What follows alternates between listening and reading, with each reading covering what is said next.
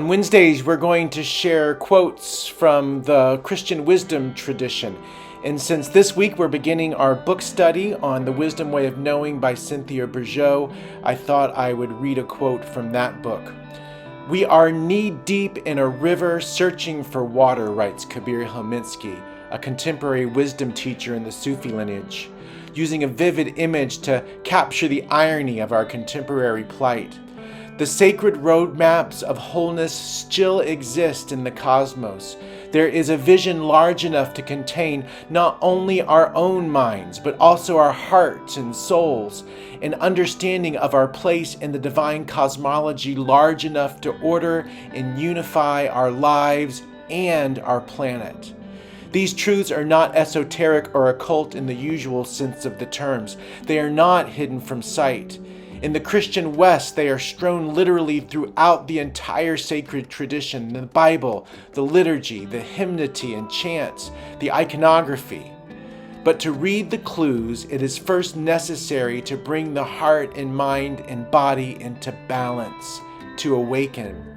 The One can be known, not in a flash of mystical vision, but in the clarity of unitive seeing.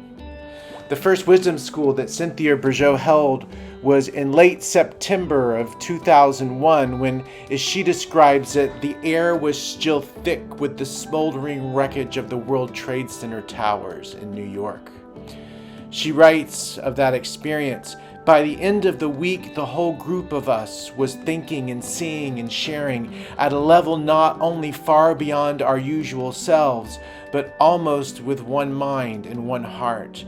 The air was filled with an energy and a palpable compassion and clarity that seemed to extend far beyond our small island to a world whose course had been suddenly and irrevocably altered." No one, of course, had foreseen that the first annual Eagle Wisdom School would follow so closely on the events of September 11th. But in its shadow, our time together was imbued with a newfound sense of purpose that we were doing was no longer merely a spiritual luxury, but a prophetic first step toward the recovery of a vision of human purpose, badly eclipsed and desperately needed in the Western world. In the 21 years since 9/11, I think our anxiety and our distrust of one another has only increased. And as a planet, we're 21 years closer to what seems like peril.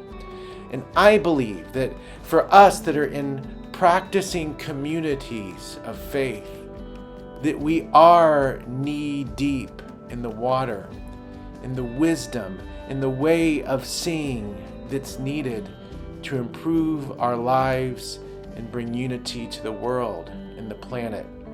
I love that I am part of First Congregational Church of Lake Worth, a faith community that takes seriously the call to that wisdom and that practice.